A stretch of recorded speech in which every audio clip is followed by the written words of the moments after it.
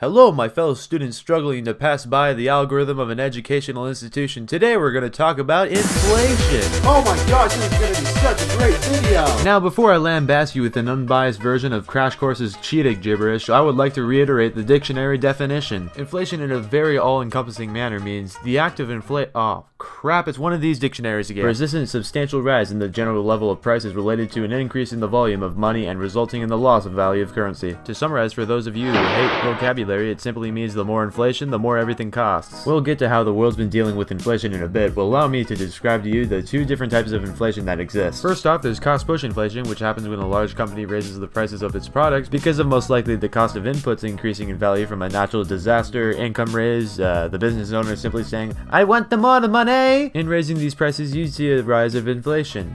A direct correlation. On the other hand, the more complex and more uncontrollable form of inflation is demand-pull inflation. This occurs when the demand for a product strongly outweighs the supply. It may seem like a good thing for markets to sell out on their products with all their stores because of the profit, but consider the series of cause and effect. With more and more people willing to buy a product, a company demands for more production from firms. When there's more demand for more production, firms hire more people. When there are more people hired for firms, there are fewer people available for firms in the future. When there are fewer people available, the economic output gets smaller and smaller to the point where the only thing left to do is raise the prices. Of course, a market can prevent that by just not producing the materials, but then again.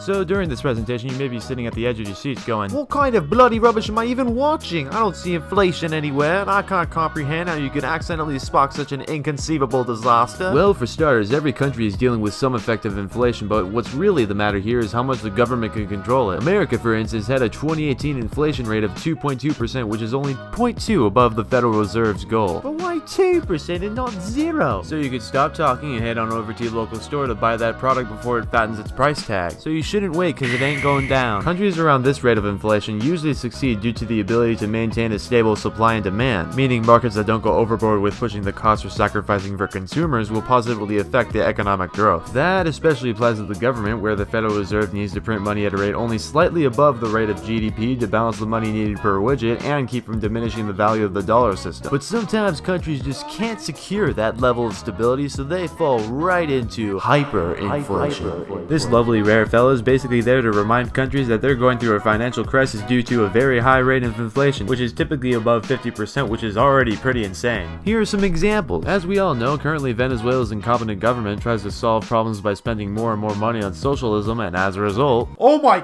gosh, it's even worse! Hungary, Zimbabwe, and Germany all destroy the value of their currency, attempting to print excessive money to pay off war debts. And Yugoslavia tried to transform itself to the law of Karl Marx, only to march right out of its office literally dead. All these countries failed to keep a steady inflation rate due to not following these two simple warnings of supply and demand, as well as ignoring the saying, "too much money facing too few goods." Thanks for listening.